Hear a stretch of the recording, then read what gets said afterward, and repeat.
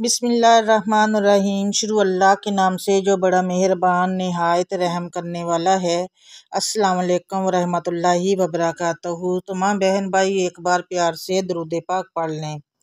नाज़रीन कराम, शबान का आखिरी जुमा और रमज़ान की आमद है। रमज़ान के बारे में आप लोग सब जानते ही हैं।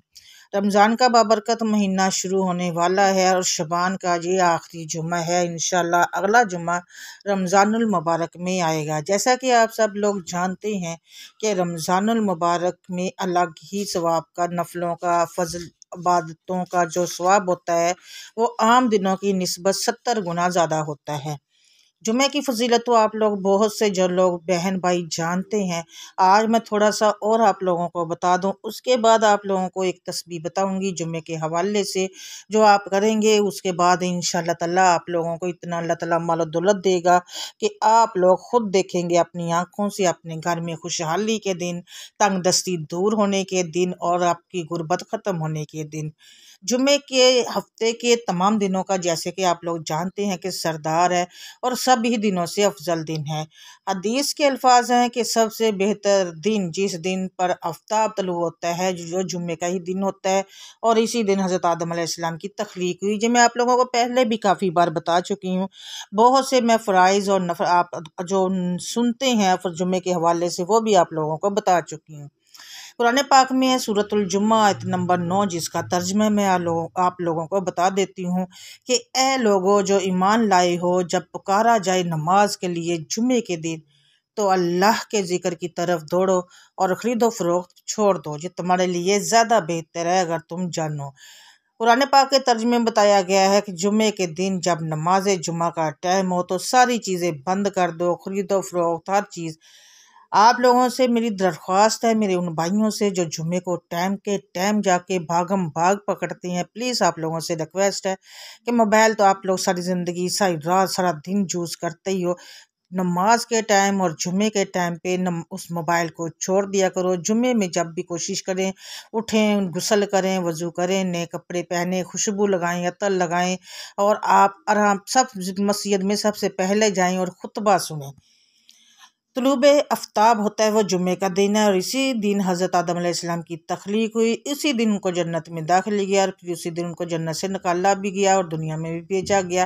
क़यामत भी जुम्मे के दिन ही कायम हो गई। जुम्मे के दिन में कहते हैं कि एक घड़ी ऐसी है जिसमें कि एक कबूलियत की होती है और वो आप लोग जानते हैं कि जिस बताया गया है कि असर और मगरिब के बीच में जब आप लोग भी कोई भी दुआ मांगोगे वो कबूलियत की घड़ी होती है और उस वक़्त आप लोगों को उसमें कोई भी दुआ मांगेंगे तो अल्लाह ताला आपकी वो दुआ को रद्द नहीं करेगा। जो भी मांगेंगे इंशाल्लाह आप लोगों को मिलेगा।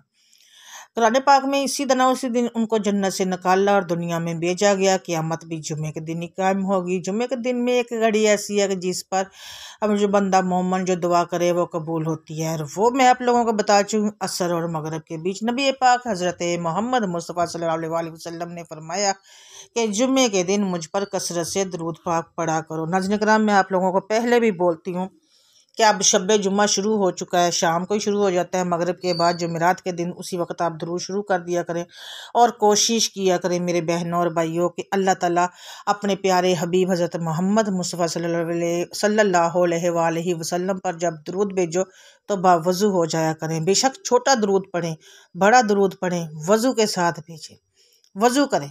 इंशाअल्लाह ताला मैं आप लोगों को कहती हूँ कि जब आपका दरूद अपने प्यारे हबीब, हमारे प्यारे हबीब आप पर लाखों करोड़ों दरूद और सलाम जब पेश किया जाएगा, हमारे नाम लेके बावज़ू हो के हम लोग पढ़ेंगे तो आप लोग ही देखिए हमारे नबी हमसे खुश होंगे।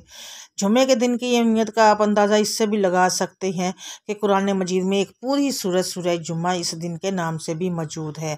जुम्मे के दिन तमाम मुसलमानों पर फ़र्ज़ है। जो शख्स भी 3 जुमे छोड़ देता है अल्लाह पाक उसके दिल पर फिर मोहर लगा देता है और उसको मुनाफिक लिख दिया जाता है। तो कोशिश करें मेरे वो भाई और जो लोग जुम्मा छोड़ देते हैं ना छोड़ा करें, कैसे भी हो वक्त निकाल के जुम्मे की अदायगी किया करें। पहले सफ़ी पे जा पहली सफ़ पे जाएं, वहाँ पे बैठे इमाम का खुतबा सुने। हम हर मुसलमान पर हर जुम्मा हर मुसलमान पर फ़र्ज है, सिवाय बच्चे, मरीज़ और खातून के। एक और हदीस में आता है कि जिसका तर्जुमा है हज़रत अब्दुल्ला इब्ने उमर, हज़रत अबू हुरैरा रज़ी अल्लाह तआला दोनों रावी में है कि हमने रसूलुल्लाह सल्लल्लाहु अलैहि वसल्लम को अपने मंबर की लकड़ी यानी उसकी सीढ़ियों पर ये फरमाते हुए सुना कि लोग नमाज जुमा को छोड़ने से बाज रहें, वरना अल्लाह ताला उनके दिलों पर मोहर लगा देगा और वो गाफलों में शुमार होने लगेंगे।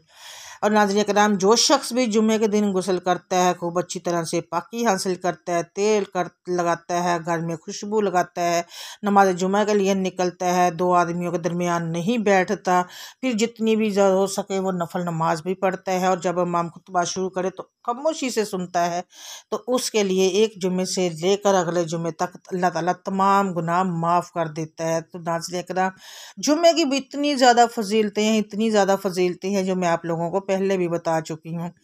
तो नाज़रीन कराम, आप लोगों कोशिश किया करें, वो मेरे भाई, और अपने जब जुम्मे पे लिए जाएँ तो आप अपने बच्चों को साथ लेकर जाएँ, ताकि उनको भी बचपन में ही आदत पड़ जाए नमाज की, और नमाज जुम्मा की, और टाइम पे जाएंगे, खुतबा सुनेंगे तो बच्चे भी आपके ऐसा ही करेंगे।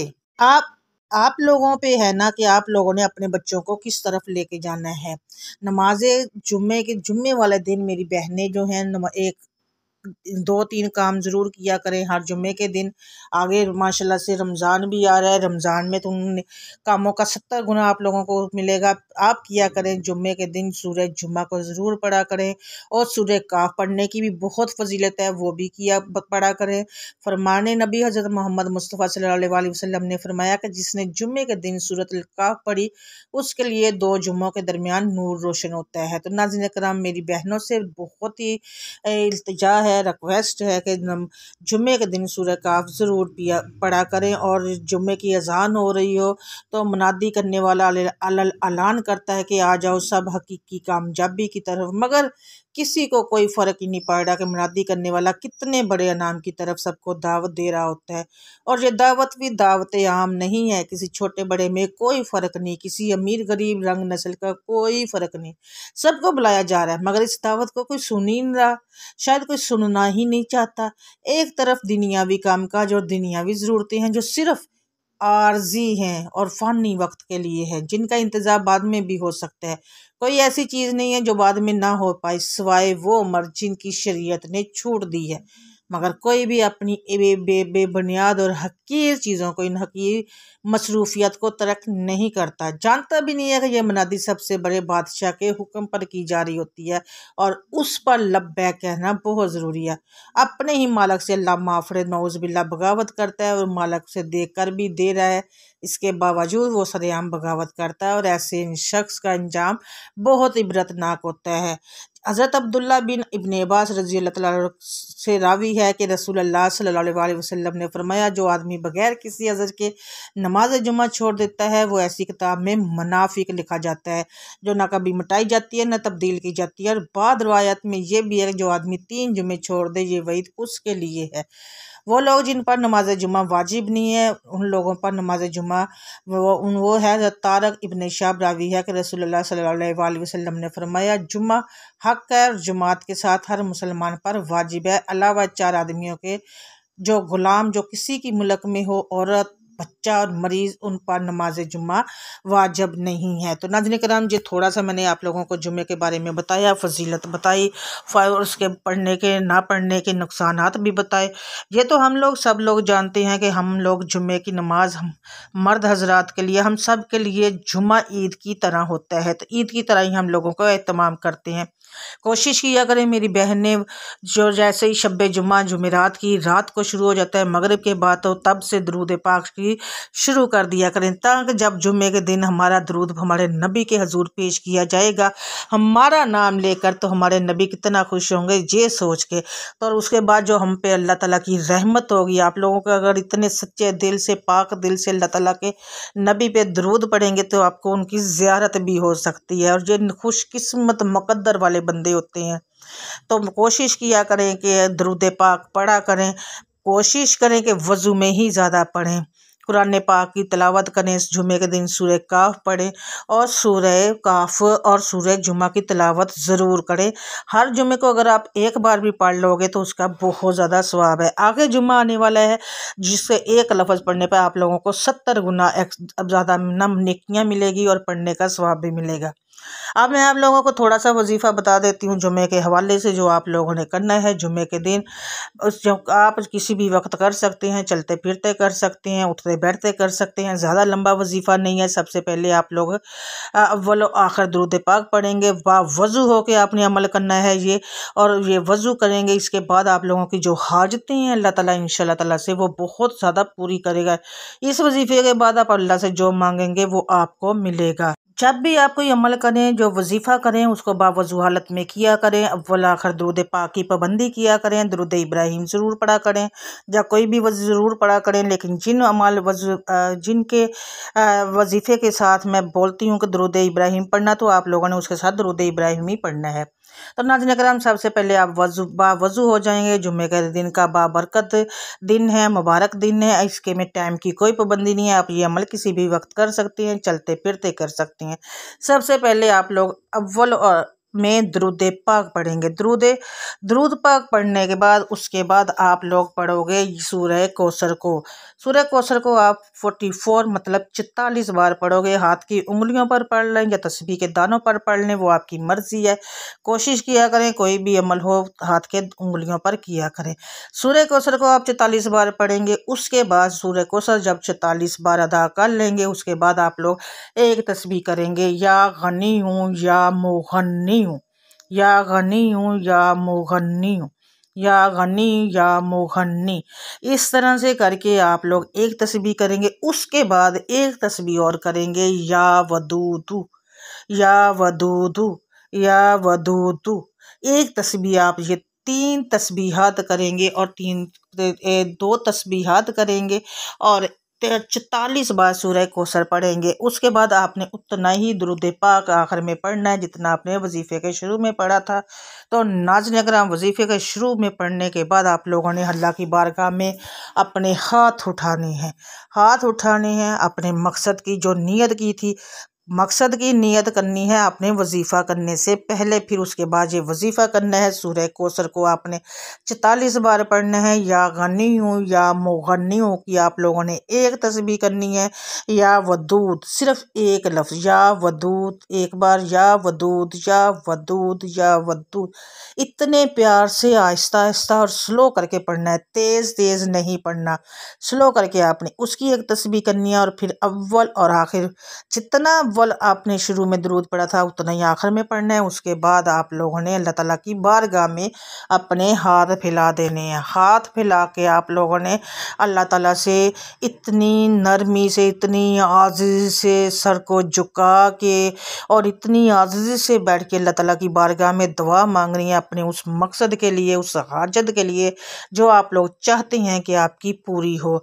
कोई बीमार है उसकी सेहत याबी मांग ले, कोई तंग दस्त है उसके लिए खुशहाली मांग ले, घर में परेशानियां हैं तो अल्लाह ताला से इस्तग़फ़ार करके अपनी उन गलतियों कोताहियों की माफ़ी मांग लें। नाज़रीन अकराम, दुआ देखिएगा फिर इंशाअल्लाह ताला आपके घर में किस तरह से अल्लाह ताला इस वजीफ़े की बरकत से खुशहाली लाएंगे। रिज़्क़ में बरकत होगी, कारोबार में खुशहाली होगी, कारोबार में तरक्की होगी, घर से गमों से निजात मिलेगी, और आपके घर में इतनी बरकत होगी कि आप लोग खुद हैरान रह जाएंगे। अल्लाह ताला के कलाम में बहुत बरकत होती है, तो कोशिश कीजिएगा जो जो बीमार हाल हैं उनके लिए दुआ कीजिएगा कि अल्लाह ताला उनको सेहत और तंदुरुस्ती वाली ज़िंदगी दे। जो बे औलाद हैं अल्लाह ताला उनको नेक सालिया और नरीना दे, और जो जो अपने अब घरों में परेशान हाल है अल्लाह ताला उनकी परेशानियों को दूर करे। और नाज़रीन करम, मुझे अपनी दुआओं में ज़रूर याद रखेंगे। अल्हम्दुलिल्लाह आप सब मेरी दुआओं में होते हैं। आप लोगों ने अपने रिज़्क़ में बरकत के लिए कमेंट सेक्शन में आप लोगों ने अल्लाह ताला के 99 नामों में से एक नाम ज़रूर लिखना है और मुझे अपनी दुआओं में याद रखना है। नाज़रीन करम, चैनल को सब्सक्राइब ज़रूर कीजिएगा, वीडियो को लाइक ज़रूर कीजिएगा, और सदका जारिया की नीयत से आगे शेयर ज़रूर कीजिएगा। मुझे अपनी दुआओं में याद रखिएगा। इंशाअल्लाह ताला से मैं दोबारा से आपसे मिलूँगी बशर्ते ज़िंदगी एक और वजीफ़े के साथ। अल्लाह हाफ़िज़, जज़ाकल्लाह खैरुन कसीरुन।